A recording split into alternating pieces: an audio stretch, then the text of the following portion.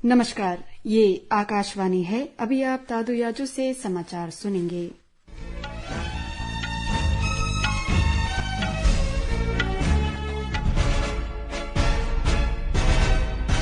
पहले मुख्य समाचार। भारत 23 अगस्त को राष्ट्रीय अंतरिक्ष दिवस के रूप में मनाएगा।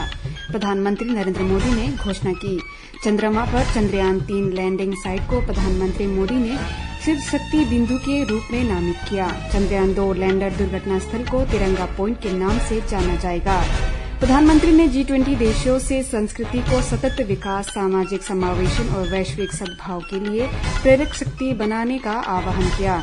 तमिलनाडु में आज सुबह मदुरै में एक निजी पार्टी में रेलवे कोच में आग लगने से 10 लोगों की मौत हो गई।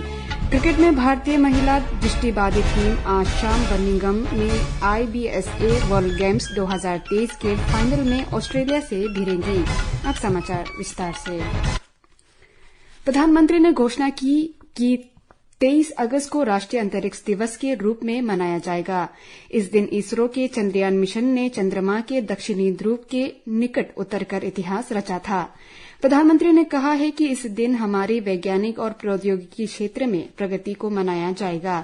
प्रधानमंत्री ने यह भी सुझाव दिया कि केंद्र, राज्य सरकारों और विश्वविद्यालयों को सुशासन और समस्याओं के समाधान से संबंधित विषयों पर राष्ट्रीय हैकाथॉन आयोजित करनी चाहिए। उन्होंने माईगोव पोर्टल के माध्यम से चंद्रयान 3 के बारे में राष्ट्रीय क्विज कार्यक्रम भी घोषणा की।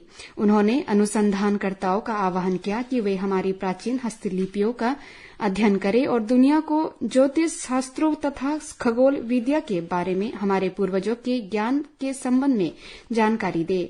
वराहमिहिर और भास्कराचार्य ने पृथ्वी के गोल आकार तथा उसकी दूरी पर घूमने की खोज की थी। हमारे पूर्वजों ने ग्रहण लगने की तिथियों की भविष्यवाणी की थी और वर्षों पहले पंचांग तैयार किया था। इसरो के कमांडर सेंटर में अपने भावुक संबोधन में प्रधानमंत्री ने कहा कि चंद्रयान 3 की सफलता भारतीय तिरंगे के चंद्रमा पर पहुंचने का ऐतिहासिक अवसर है। यह भारत के इतिहास में एक महत्वपूर्ण घटना है जो हमारे युवाओं में गौरव की भावना पैदा करेगी और उन्हें अपना जीवन विज्ञान और प्रौद्योगिकी के क्षेत्र में समर्पित करने की प्रेरणा देगी। नरेंद्र मोदी ने कहा है कि इस उपलब्धि ने आकांक्षाओं का एक ऐसा बीज बोया है जो भारत को 2047 तक विकसित राष्ट्र बनाने में विश्वास रूपी वृक्ष के रूप में बड़ा होगा। इसरो आज अंतरिक्ष के क्षेत्र में काम करने वाले देशों की पहली पंक्ति में खड़ा है। प्रधानमंत्री ने कहा कि उनकी भारत को गौरवान्वित करने वाले इसरो वैज्ञानिकों के दर्शन तथा इस उपलब्धि को हासिल करने वालों को सलाम करने की इच्छा थी। उन्होंने जोर देकर कहा कि विदेश यात्रा के दौरान अंतर्राष्ट्रीय विचार विमर्श करते हुए उनका मन चंद्रयान मिशन पर तथा अथक परिश्रम से इसे संभव करने वाले वैज्ञानिकों पर ही लगा था। उन्होंने वैज्ञानिकों के कठिन परिश्रम, संपन्न उत्साह और दृढ़ता को सलाम किया। उन्होंने कहा कि इसरो वैज्ञानिकों ने अंतरिक्ष में शंखनाद पर भारत को चांद पर पहुंचाया है। प्रधानमंत्री ने कहा कि अंतरिक्ष प्रौद्योगिकी से शासन में पारदर्शिता आई है। इसकी योजनाओं को बनाने और सरकारी परियोजनाओं की प्रगति की निगरानी में मुख्य भूमिका है। साथ ही इससे खनिज भंडारों का पता लगाने में, मौसम की भविष्यवाणी तथा आपदा प्रबंधन में भी मदद मिलती है। प्रधानमंत्री नरेंद्र मोदी ने आज बेंगलुरु में इसरो के वैज्ञानिकों को संबोधित करते हुए कई बड़ी घोषणाएं की। उन्होंने कहा कि चंद्रमा की सतह पर जिस जगह विक्रम लैंडर और रोवर प्रज्ञान उतरे थे उसका नाम शिव शक्ति बिंदु रखा जाएगा। जिस जगह पर चंद्रयान 2 का लैंडर क्रैश हुआ था उसे तिरंगा बिंदु के नाम से जाना जाएगा।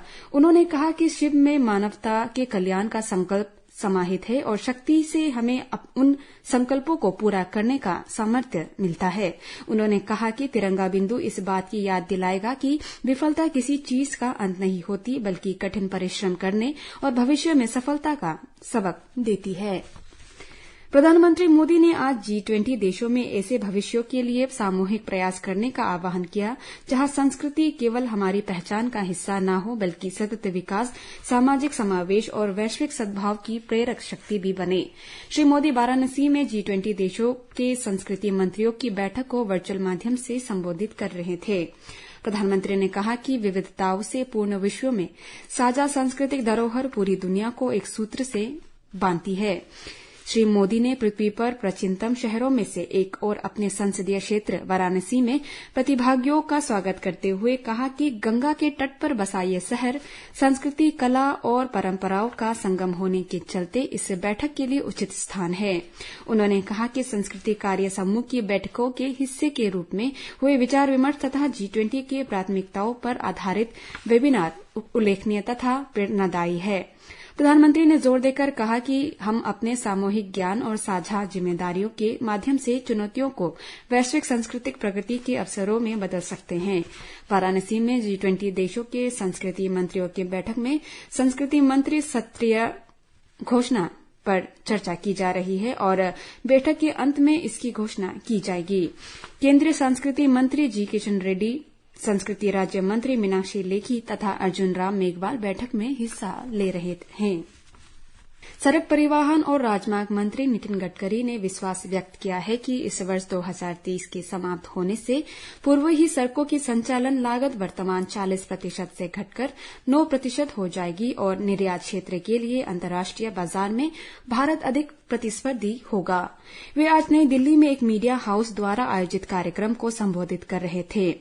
सड़क सुरक्षा के बारे में बात करते हुए श्री गडकरी ने कहा कि सरकार सड़कों पर संकेतों से लेकर चिन्हित करने तक अंतर्राष्ट्रीय मानकों के अनुरूप सभी उपाय कर रही है।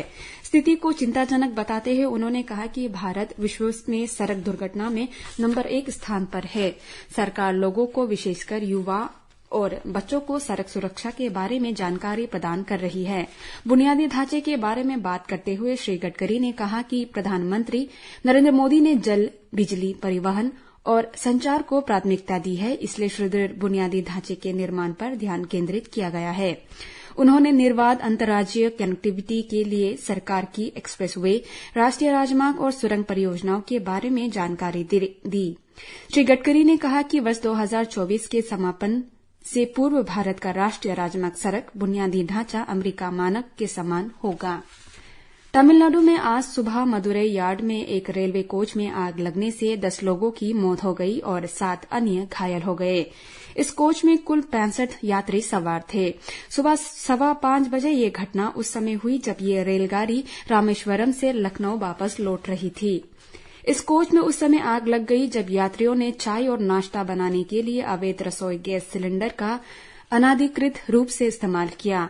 अधिकारियों ने कहा कि किसी अन्य कोच को कोई नुकसान नहीं पहुंचा क्योंकि आग लगने वाले कोच को अलग कर आगे की यात्रा के लिए मदुरै स्टेबलिंग लाइन का खड़ा कर दिया गया। 7 घायल यात्रियों को तुरंत अस्पताल पहुंचाया गया। मृतकों के निकट परिजनों को 10-10 लाख रुपए की अनुग्रह राशि दिए जाने की घोषणा की गई है।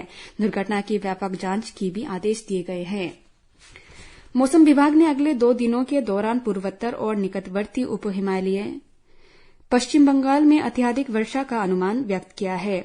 विभाग ने आज बिहार में तेज बारिश की आशंका जताई है। अगले सप्ताह के दौरान देश के बाकी हिस्सों में कम बारिश की संभावना है। मौसम विभाग ने बताया कि दक्षिण कोंकण और गोवा में आज और कल तेज बारिश हो सकती है।